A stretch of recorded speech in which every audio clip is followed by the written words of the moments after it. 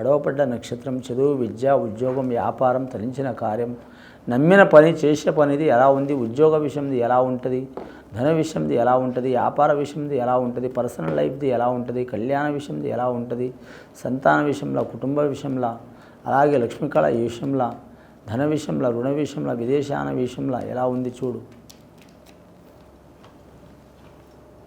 కర్కట రాశి వారి జాతకానికి చెప్పాలంటే ధనలక్ష్మి దేవత వచ్చిందండి. కాణిపాక వరసిద్ధి వినాయక స్వామి వచ్చిండు. అలాగే సరస్వతి దేవత వచ్చింది. వారి జాతకానికి చెప్పాలంటే మాత్రం సబ్కా మాలిక్ ఏక్ హై అన్నట్టు మాత్రం షిరిడి సాయిబాబా వచ్చిండు.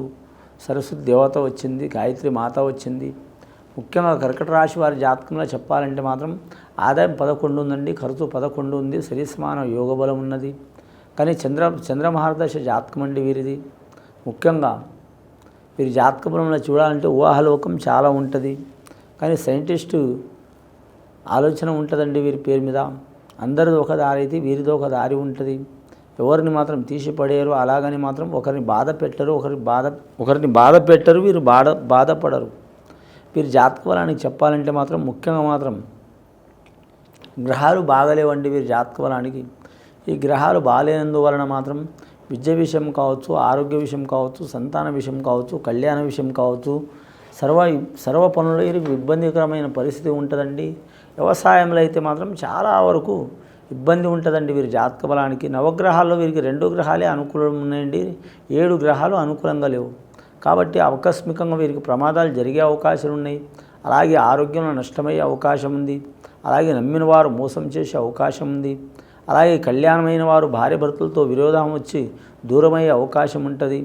అలాగే వీరి జాతక బలానికి కళ్యాణం చేసుకోవాలనుకునే వారు కూడా మాత్రం మనస్పర్ధాలు వచ్చి దూరమయ్యే అవకాశం ఉంటుంది. స్త్రీలైనా పురుషులైనండి.